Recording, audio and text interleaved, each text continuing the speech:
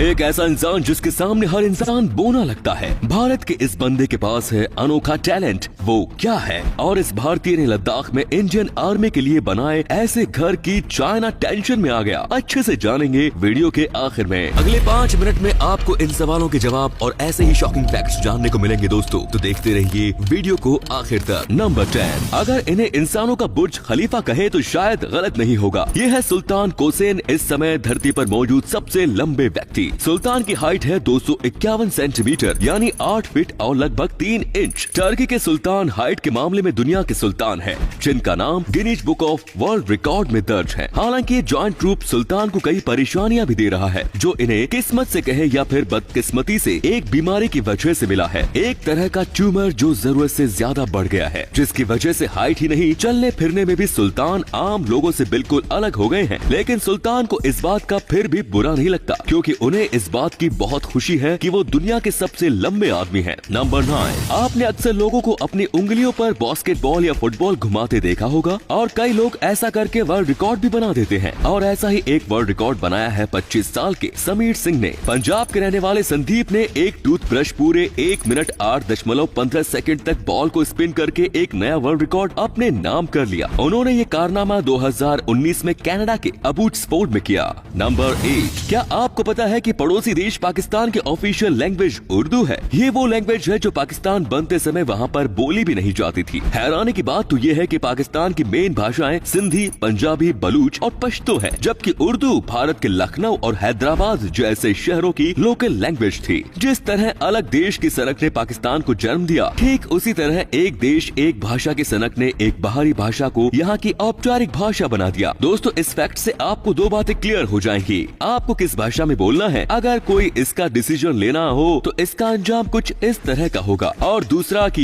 1 nation 1 policy सभी समस्याओं का हल बिल्कुल भी नहीं होता। नंबर 7, कभी कभी आप सोचते हैं कि फोन को चार्ज करने के लिए कहीं न रखना पड़े और ऐसे ही चार्ज हो जाए, तो सोचना छोड़ दीजिए, ये कल्पना अब हकीकत बन चुकी है। ये है माई एयर चार्ज, जिसे बनाया है टेक्नोलॉजी जॉइंट Xiaomi ने। ये कैसे और किस तरह काम करेगा, आसान भाषा में समझते हैं। आपने वाईफाई तो देखा ही है, जैसे ही कोई डिवाइस उसकी रेंज में आता है वो उसे ऑटोमेटिकली कनेक्ट हो जाता है। कुछ इस तरह से ये माई एयर चार्ज भी है। इसमें लगे पावरफुल एंटीनास, जिनकी संख्या 144 है, जो इसकी रेंज में आने वाले किसी भी डिवाइस को पावर सप्लाई देंगे, वो भी वायरलेस। ये जल्द ही मार्केट में आने जा रहा है दोस्तों। Xiaomi ने ये भी दावा किया है कि ये गैजेट केवल मोबाइल फोन ही नहीं बल्कि उसी रूम में मौजूद दूसरे ऑब्जेक्ट्स को भी पावर सप्लाई देगा, फिर वो चाहे आपके रिक्लाइनर चेयर हो या फिर दीवार पे लगा ये स्मार्ट टीवी। नंबर 6, अगर आप फिजिट स्पिनर के शौकीन हैं तो आपको ये कोमा जरूर पसंद आएगा। हाल ही में डिजाइन किए गए इस मल्टीपर्पज गैजेट को कोमा कहते हैं। ये पॉकेट साइज आइटम आपके टाइम पास करने के लिए बनाया गया है, वो भी सारा दिन। यकीन नहीं होता तो ये देखिए, इसे इस तरह से घुमाने से स्ट्रेस कम होता है, जबकि इसकी शार्प टिप से आप किसी भी पेपर को कट कर सकते हैं, कोक की बोतल को ओपन कर सकते हैं। जबकि ये कितना पोर्टेबल है इसे बताने की जरूरत ही नहीं, जिसे पॉकेट में रखा जा सकता है। नंबर 5, क्या आप जानते हैं कि वॉल्वो ने ऑटोमोबाइल कंपनियों पर एक एहसान किया हुआ है, और वो एहसान ये है सीट बेल्ट।